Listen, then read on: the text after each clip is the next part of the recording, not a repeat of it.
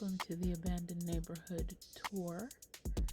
I am Simonius Lee, and this is one of my builds. We all know that Sims move out if you have the stories enabled on the game. So in this build, I imagine that there was Sims living here who moved out, and eventually the neighborhood became completely abandoned. So in this first house, I envisioned a couple who moved in young. Maybe the wife was pregnant when they moved in. They had a kid, I'm going to say a son. And their son got involved with the wrong crowd, started doing drugs, and went off and, lived his life not in the way that his parents would have been happy about. And over time, it caused such a heartache and heartbreak to the family that they just, the mom and dad continued to live there until they just could not escape the memories of their beloved son, and they moved out. And after they moved out,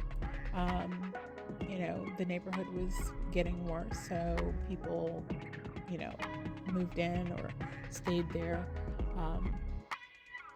and trashed the house. And the second house on this tour is the house right next door, which is an exact replica of the first house. It's just flipped. And this one I picture a family, mother, father, two daughters, probably twins, who moved into this house shortly after the other family moved in. They were neighbors and friends, probably having get-togethers and cookouts and things like that. Mom spent a lot of time in the kitchen cooking, preparing food for her family. And in the living area, they spent lots of time playing games and watching television together.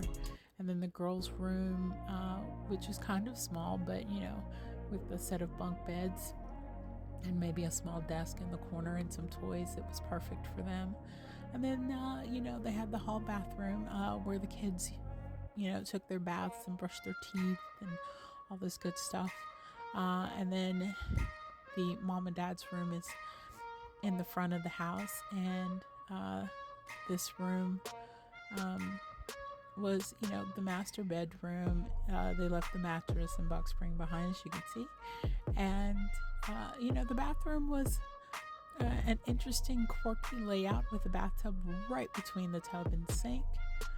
But they lived a happy life here, and eventually the girls grew up and moved out, and mom and dad stayed here until their deaths. And then the girls didn't want to sell the house, so it just sat empty. Now the third house on the tour, as you can see, a truck was left behind in the field next to the house. This house was for a woman who seemed to have bad luck with men. Every man she got involved with was just a horrible guy. And I picture her having two kids, a boy and a girl.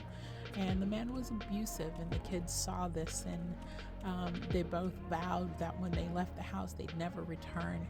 And eventually the mom was, for lack of a better way to say it, killed by her boyfriend in his anger and fits. And the kids have just left the house abandoned and unwanted. A lot of bad things happened in each of these rooms, and they just couldn't bear the thought of coming back, not even to prepare it for sale. And then the house next door, in between there is a park, which is also, as you can see, in a state of disrepair. This is where the kids used to all gather and play together.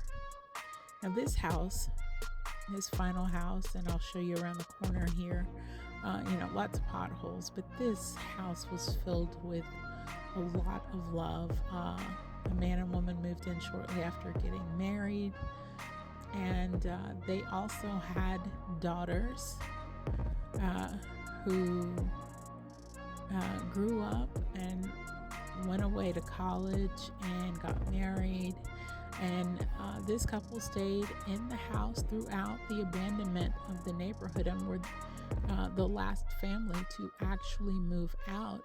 And they simply moved to a retirement village.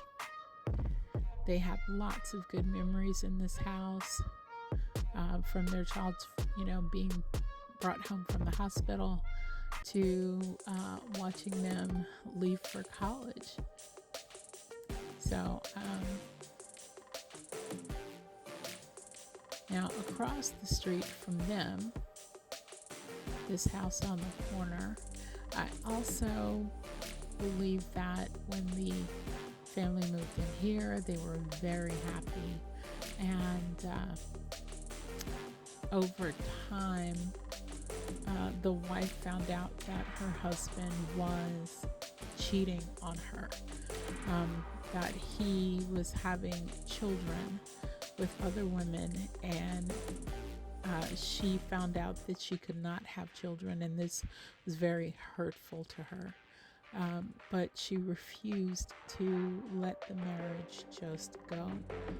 She was raised to believe that when you make a commitment in marriage, you don't divorce. You don't leave them. You deal with your issues. And she dealt with it and dealt with it until finally one day she got tired of dealing with it and she poisoned his soup. And she got away with it. She collected the insurance money and left the house and moved on and had a great life. And the final house in this build, I think of this as a single man who lived here alone because he just felt unworthy of love.